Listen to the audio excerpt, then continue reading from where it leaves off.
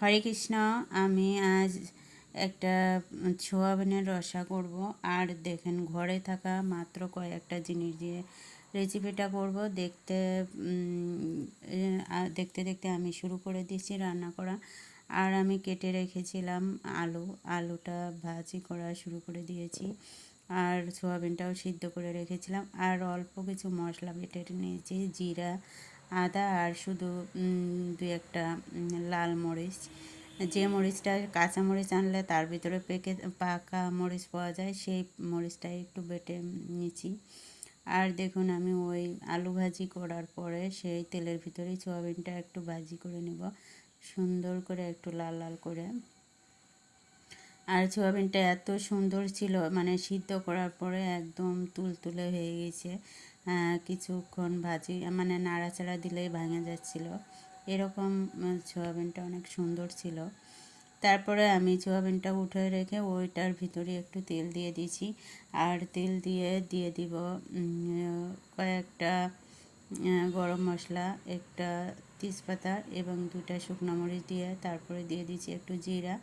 আর দিব একটু হিং।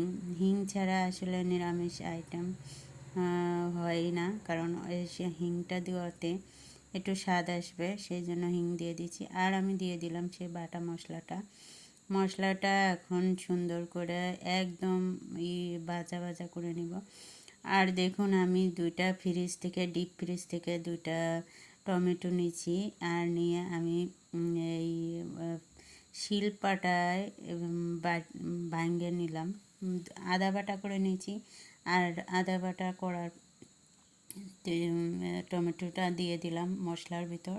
এখন আমি ভালো করে একটু জল দিয়ে কষায় নিব। আর টমেটোটা একদম হয়ে যাবে। তারপরে দিয়ে দিলাম স্বাদ মতো লবণ, হলুদ, আর গরম মশলার গুঁড়ো দিয়ে দিব একটু। দিয়ে ভালো করে আবার আর একটু কষায় নিব মশলাটা। কষানোর পরে আমি দিয়ে দেবো ওই যে ভাজি করে রেখেছিলাম যে আলুটা, সেই আলুটা এখন দিয়ে দেব। আর দেখুন আমার মশলাটা একদম কষানো হয়ে গেছে, আলুটাও কষানো হয়ে গেছে। এখন দিয়ে দেব সোয়াবিনটা একটু নাড়াচাড়া দিয়ে তার মধ্যে অল্প একটু জল দিয়ে কষিয়ে নিয়ে পরে জল দিয়ে দিব।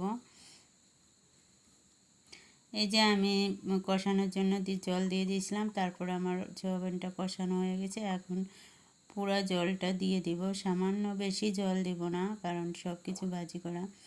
আর দেখুন কি সুন্দর কালার হয়েছে।